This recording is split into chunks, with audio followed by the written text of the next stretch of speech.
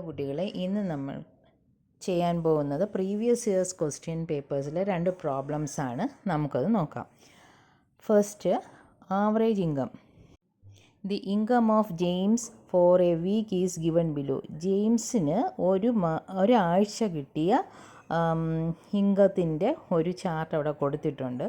Sunday 1200, Monday 1000, Tuesday 800, Wednesday 1300, Thursday 750, Friday 1100, Saturday 850. First ചോദിച്ചിരിക്കുന്നത് what is the total income of James in the week. ഒരു ആഴ്ച ജെയിംസിന് കിട്ടിയ total income എത്രയാണെന്നാണ് ചോദിച്ചിരിക്കുന്നത്, മൊത്തം വരുമാനം. അപ്പോൾ നമ്മളിതെല്ലാം കൂടി ആഡ് ചെയ്യുക. 1200 plus 1000 plus 800 plus 1300 plus 750 plus 1100 plus 850, ഇതെല്ലാം കൂടി ആഡ് ചെയ്യുമ്പോൾ 7000 റുപ്പീസിന് കിട്ടും. ഇതാണ് ഫസ്റ്റ് ക്വസ്റ്റ്യൻ്റെ ആൻസർ. സെക്കൻഡ് ചോദിച്ചിരിക്കുന്നത് how much is his average income four A day. ഒരു ദിവസത്തെ ആവറേജ് ഇൻകം എത്രയാണ്, ശരാശരി വരുമാനം എത്രയാണ് എന്നാണ് ചോദിച്ചിരിക്കുന്നത്. അപ്പോൾ ശരാശരി എങ്ങനെ കാണും? മൊത്തം വരുമാനം ബൈ എത്ര ദിവസമുണ്ടെന്ന് എണ്ണുക, നമ്പർ ഓഫ് ഡേയ്സ് ആണ്. അപ്പോൾ ടോട്ടൽ എത്ര ഇൻകം ഉണ്ടായിരുന്നു? 7000 divided by 7, answer 1000. Third question, which are the 3 days on which the income is more than average. ഏതെല്ലാം 3 ദിവസങ്ങളിലാണ് ആവറേജ് ഇൻകത്തിനെക്കാട്ടിലും കൂടുതൽ ഇൻകം കിട്ടിയിട്ടുള്ളത്? അപ്പോൾ ഇവിടെ സൺഡേ, വെനസ്ഡേ, ഫ്രൈഡേ, ഈ 3 ദിവസങ്ങളിലാണ് ആവറേജ് ഇൻകം 1000 അല്ലേ, അതിനെക്കാട്ടിലും കൂടുതലായിട്ട് എമൗണ്ട് കിട്ടിയിട്ടുള്ളത്. ഒന്നും കൂടി പറയാം. ആദ്യം ചോദിച്ചിരിക്കുന്നത് ആകെ വരുമാനം കാണാനായിട്ട് ആ ബോക്സിലുള്ള എമൗണ്ട്സ് എല്ലാം കൂടി കൂട്ടിയാൽ മതി, 7000 എന്ന് കിട്ടും. രണ്ടാമത് ചോദിച്ചിരിക്കുന്നത് ശരാശരി വരുമാനം, ആവറേജ് ഇൻകം. അപ്പോൾ ശരാശരി കാണാൻ total divided by number of, ഇവിടെ ഡേയ്സ് ആണ് തന്നിരിക്കുന്നത്, അപ്പോൾ നമ്പർ ഓഫ് ഡേയ്സ് ആണ്. അപ്പോൾ ടോട്ടൽ ഇൻകം എത്രയാണ്? മൊത്തം വരുമാനം എത്രയാണ്? 7000 ഭാഗം 7 ദിവസമാണല്ലോ ഉള്ളത്, 7. അപ്പോൾ നമുക്ക് 1000 എന്ന് കിട്ടും. പിന്നെ ഏതെല്ലാം ദിവസങ്ങളിലാണ് ആവറേജ് ഇൻകം, ശരാശരി വരുമാനത്തെക്കാട്ടിലും കൂടുതൽ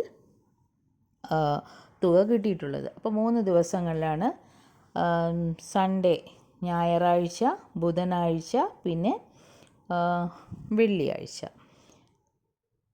മലയാളം ക്വസ്റ്റ്യൻ പേപ്പറിൻ്റെ തേർഡ് ക്വസ്റ്റ്യനിൽ തിരുത്തുണ്ട്, ക്വസ്റ്റ്യൻ തെറ്റാണത്, ഇംഗ്ലീഷിലുള്ളതാണ് correct. Second question, aquarium. An aquarium is in the shape of a rectangular box. Its inner length is 80 centimeters, breadth 60 centimeters and height 50 centimeters. ഒരു ചതുരപ്പെട്ടിയുടെ ആകൃതിയിലുള്ള അക്വേറിയമാണ് തന്നിട്ടുള്ളത്. അതിൻ്റെ നീളം തന്നിട്ടുണ്ട്, വീതി തന്നിട്ടുണ്ട്, ഉയരം തന്നിട്ടുണ്ട്. അപ്പോൾ അവിടെ ചോദിച്ചിരിക്കുന്നത്, ഫസ്റ്റ് ചോദിച്ചിരിക്കുന്നത് what is the capacity of the aquarium in cubic centimetre. അക്വേറിയത്തിൻ്റെ ഘന സെൻറ്റിമീറ്ററാണ് ചോദിച്ചിരിക്കുന്നത്. അപ്പോൾ കപ്പാസിറ്റി എന്ന് പറയുമ്പോൾ വോളിയമാണ് കാണേണ്ടത്. വോളിയം കാണേണ്ട formula length into breadth into height, L into B into H, അതാണ്. അപ്പോൾ ഒരു മലയാളത്തിൽ വ്യാപ്തം, ഉള്ളളവെന്ന് പറയുമ്പോൾ എന്താണ്? വ്യാപ്തമാണ് ഇവിടെ കാണേണ്ടത്. അപ്പം വ്യാപ്തം കാണാൻ നീളം ഗുണം വീതി ഗുണം ഉയരം. അപ്പോൾ V ഈക്വൽ ലെങ്ത് എത്രയാണ്? 80 ഇൻറ്റു B 60 ആണ്, ഹൈറ്റ് 50 ആണ്. അപ്പോൾ 80 ഇൻറ്റു 60 ഇൻറ്റു 50. അപ്പോൾ ആൻസർ മൾട്ടിപ്ലൈ ചെയ്യുമ്പോൾ 2,40,000 സെൻറ്റിമീറ്റർ ക്യൂബ് എന്ന് കിട്ടും. അപ്പോൾ വ്യാപ്തം എത്ര കിട്ടും? 2,40,000 ഘന സെൻറ്റിമീറ്റർ. സെക്കൻഡ് ചോദിച്ചിരിക്കുന്നത് what is the capacity of the aquarium in litres. Centimetre ക്യൂബിൽ തന്നിട്ട് ലിറ്റേഴ്സ് ആക്കാൻ പറഞ്ഞാൽ സെൻറ്റിമീറ്റർ ക്യൂബിൽ തന്നിട്ടുള്ള ആൻസറിനെ 1000 കൊണ്ട് ഡിവൈഡ് ചെയ്യുക, അപ്പോൾ നമുക്ക് ലിറ്ററിൽ കിട്ടും. ലിറ്റർ തന്നിട്ട് അതിനെ സെൻറ്റിമീറ്റർ ക്യൂബിലാക്കാൻ പറഞ്ഞാൽ ലിറ്ററിലെ ആൻസറിനെ 1000 കൊണ്ട് മൾട്ടിപ്ലൈ ചെയ്താൽ മതി, നമുക്ക് സെൻറ്റിമീറ്റർ ക്യൂബ് ആക്കാൻ പറ്റും. അത് ഓർത്ത് വയ്ക്കുക. അപ്പോൾ സെക്കൻഡ് ക്വസ്റ്റ്യൻ ചോദിച്ചിരിക്കുന്നത് what is the capacity of the aquarium in litres. അപ്പം നമ്മളിവിടെ കണ്ടുപിടിച്ചിട്ടുണ്ട് ഫസ്റ്റിൽ 2,40,000 സെൻറ്റിമീറ്റർ ക്യൂബ്. അപ്പോൾ അതിനെ എങ്ങനെയാണ് നമുക്ക് ലിറ്ററിലാക്കാൻ പറ്റുക? 2,40,000 ഡിവൈഡഡ് ബൈ 1000, അത്രയേ ഉള്ളൂ. അപ്പോൾ എഴുതാം V equal 2,40,000 centimetre cube. 1 litre equal 1/1000 centimetre. V means volume. V equal 2,40,000 divided by 1000. Answer എത്രയാണ്? 240 ലിറ്റർ. അപ്പോൾ നമ്മൾ എന്താണ് ഘന സെൻറ്റിമീറ്ററിൽ തന്നിട്ട് ലിറ്ററിലാക്കാൻ പറഞ്ഞാൽ ഘന സെൻറ്റിമീറ്ററിൽ തന്നിരിക്കുന്ന ആൻസർ ഭാഗം 1000. അപ്പം നമുക്ക് ലിറ്ററിലത് കിട്ടും. ലിറ്ററിൽ തന്നിട്ട് അതിനെ ഘന സെൻറ്റിമീറ്റർ ആക്കാൻ പറഞ്ഞാൽ ലിറ്ററിലുള്ള ആൻസറിൻ്റെ കൂടെ ഗുണിക്കണം. 1000 ഗുണിക്കുമ്പോൾ നമുക്ക് അതിനെ ഘന സെൻറ്റിമീറ്റർ ആക്കാൻ സാധിക്കും. അത് നിങ്ങൾ ഓർത്ത് വയ്ക്കുക. Third question, if the aquarium contains 144 liters of water, what will be the height of the water level in centimeter? അപ്പോൾ ഇപ്പോൾ ചോദിച്ചിരിക്കുന്നത് 144 ലിറ്റർ ആണ് ഒരു അക്വേറിയത്തിൽ കൊള്ളുന്ന വാട്ടർ. പിന്നെ അതിൻ്റെ ഹൈറ്റ് എത്ര സെൻറ്റിമീറ്ററിൽ നിന്നാണ് ചോദിച്ചിരിക്കുന്നത്. അപ്പോൾ ഇവിടെ ലിറ്ററിൽ തന്നിട്ട് സെൻറ്റിമീറ്ററിലോട്ട് ചോദിച്ചിരിക്കുന്നു. അപ്പോൾ ആദ്യം നമ്മൾ ലിറ്ററിനെ സെൻറ്റിമീറ്റർ ക്യൂബ് ആക്കുക, വോളിയം. അപ്പോൾ വോളിയം ക്യൂബ് ആക്കിയതിന് ശേഷം നമുക്ക് ഹൈറ്റ് കണ്ടുപിടിക്കാം. അപ്പോൾ നമുക്കതെങ്ങനെ എഴുതാം?